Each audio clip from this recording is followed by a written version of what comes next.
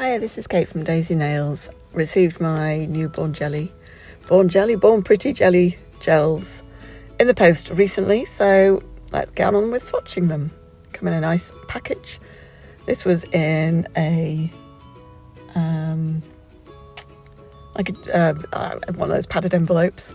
Just showing you there, it's got 6 bottles inside. So opening up, and they're all beautifully packaged. All of that packaging ended up in the recycling, but still. That's life, isn't it? And then we drop it, of course. So, first one, they all have numbers. I've written the numbers down. I don't remember what they all are. But there we've got this gorgeous pinky colour, which you will get to see shortly when I swatch them.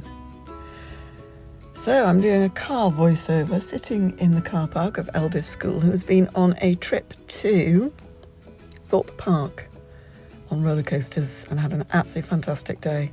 They've been texting the whole way back, so I think they're probably going to crash out tonight. Is that the pinky coloured one? And the one before was the red one, maybe. It's certainly possible. It's really hard to tell what colour they are until you actually paint them on, because they don't look like jelly when they're in the bottle, because there's so much of it. That's the purple one. I do remember the purple one. Had that sort of browny look, but then when you painted it, it was gorgeous purple. So it's all the rainbow except for orange, but thankfully, it's actually no orange and no yellow, but I already have orange and yellow in the Born Pretty Jelly gels, so you know me, I love my rainbows. This is the blue one, a lovely, just rich blue. This one I think must be the turquoise one.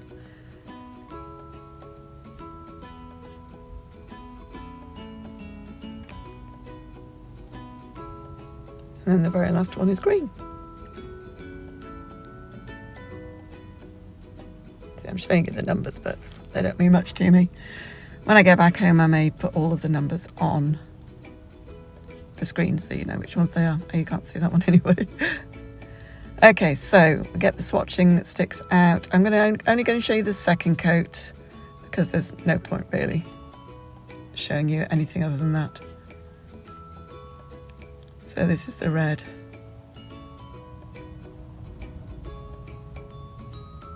Gorgeous sort of sheer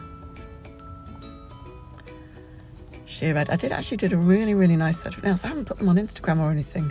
A couple of weeks ago, one of my clients was having a look through and she saw the jelly gels and really liked them, but didn't want them as jellies. So we used the Madame Glam which are called French Valley, which is a grey with this really subtle hint of lilac.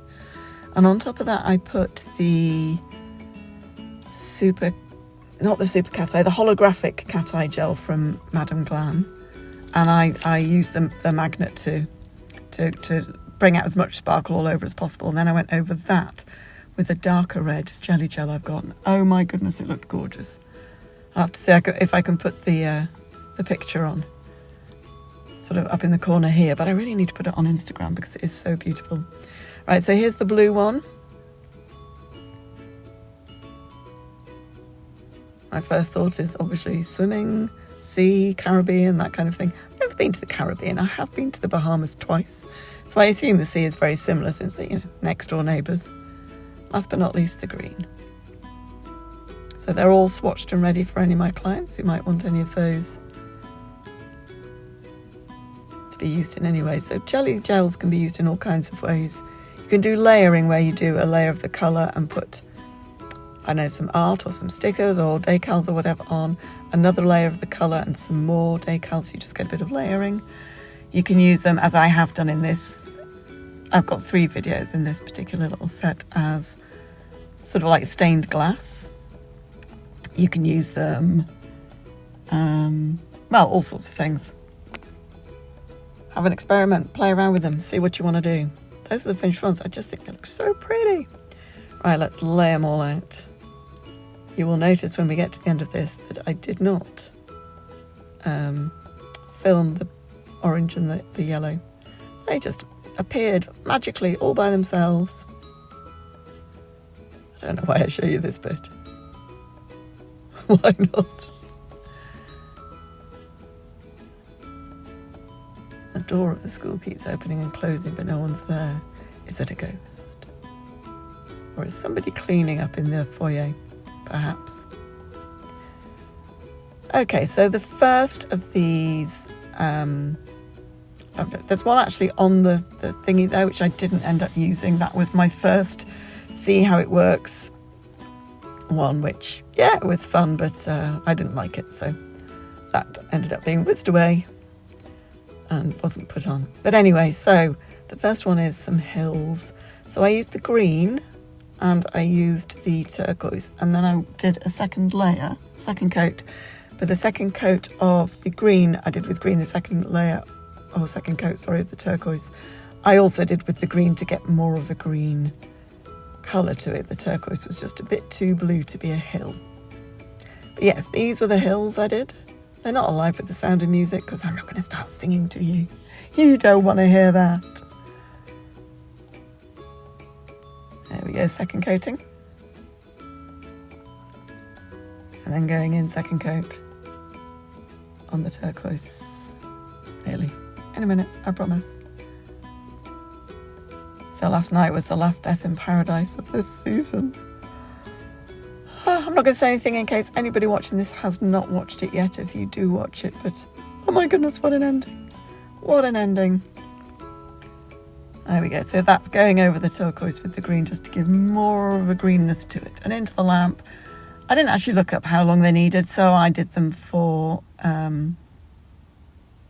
60 seconds each.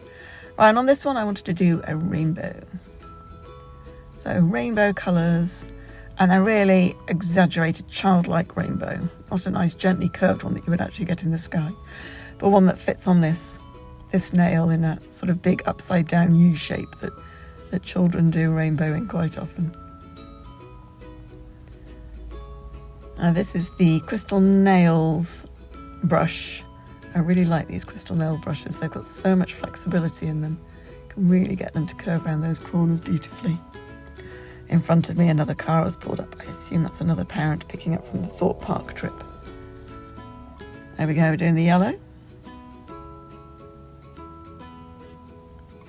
Was it the orange? It was the orange, wasn't it? And then the yellow. I ran out of space, so I wasn't able to do the blue. It was either going to be doing the blue or doing the purple, and I have a choice between blue and purple. It's going to have to be purple. Now, I left a gap between each of them because I need to have the space to put the black in for the... It's like, you know, on the stained glass windows, you've got that, like the lead that goes between each of the colours. Well, this is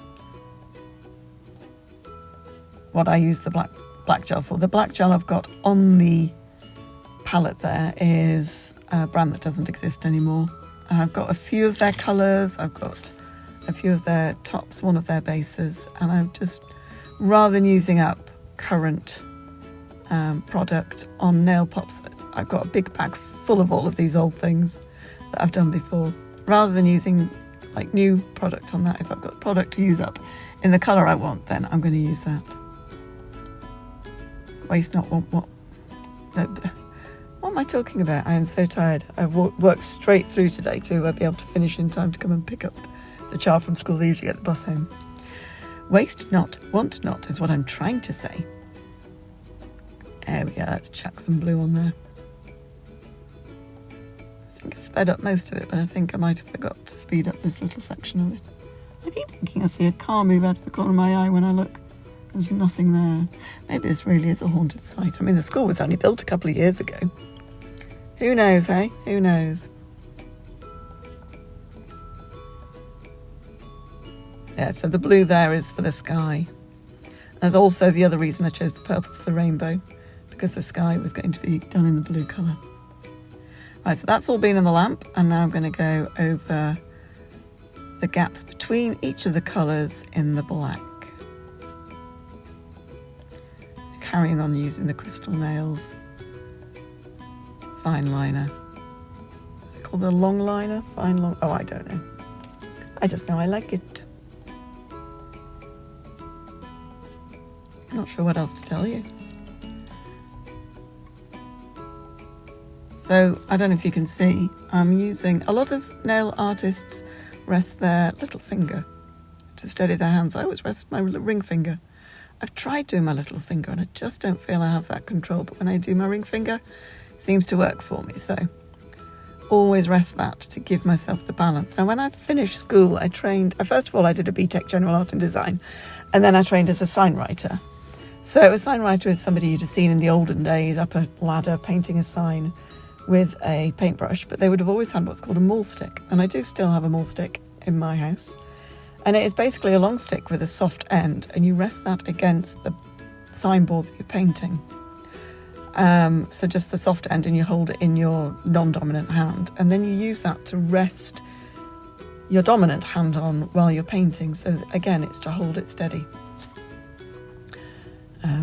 Absolutely brilliant invention. Whichever sign writer went, I hope this not working for me, and invented that. Utter genius. Pieces. I mean, I made my own when I was at college, which was literally just a bit of doweling from the garden with a bit of rag tied around the end, which is, I'm sure, what the original ones were. The one I've got, I did buy from a sign writing outlet store online, and the one I've got now is metallic, and it comes in 3 parts and unscrews, so you can make it smaller. Last sign I painted 2 years ago. There you go. I do still do them sometimes, just not very often.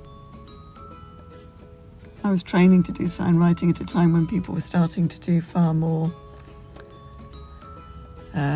computer-generated signs, stickers, that kind of thing. But I did enjoy doing it.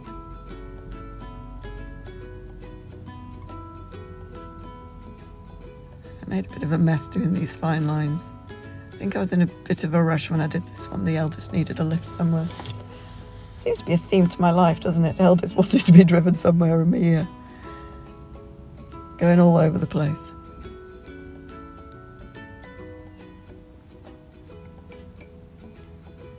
Another car turned up. I assume it's another parent. Still no sign of the school bus, though. We've only got a couple more minutes of this, so I think we'll be all right. I think I probably should have really speeded this bit up, shouldn't I? I think I ended up wiping a bit of it with isopropyl alcohol on a lint-free wipe.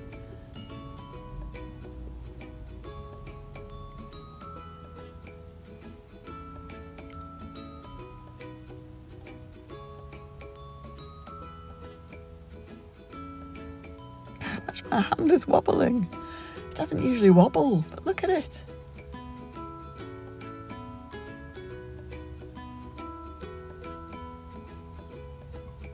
I probably needed to stop and do some breathing and just calm and relax.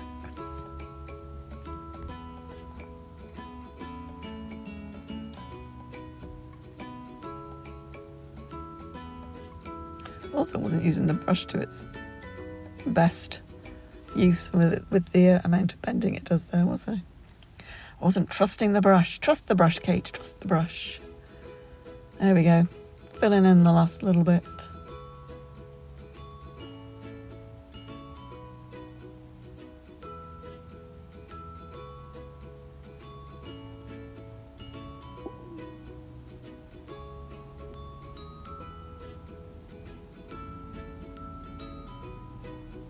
And then I went over it with a rubber base, again, a brand that no longer exists, but they had the most amazing, really thick rubber base. So because there were so many lumps and bumps in the rainbow from all the different sections, I went over with the rubber base and it just evened it all out, just flattened it beautifully.